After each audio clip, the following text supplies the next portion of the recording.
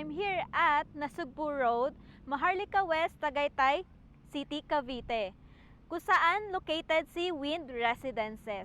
Meron tayong foreclosed units dito kay Wind Residences. Sa Tower 2, we have 3 studio units available and 2 one-bedroom available. And we have 1 bedroom with balcony located at Tower 5.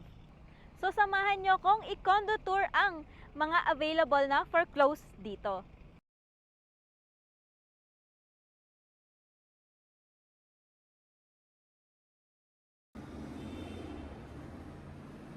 Step inside this 1-bedroom unit with a cozy and functional layout. Perfect for relaxing or transforming it into your dream space.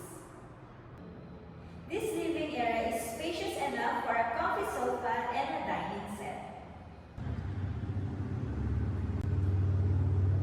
This separate bedroom gives you privacy and comfort.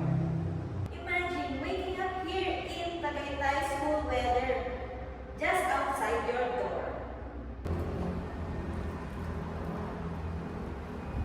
And here's the balcony. While there is no view, it's perfect for enjoying your coffee or creating your own little garden oasis. This foreclosed property is a fantastic deal in a prime location.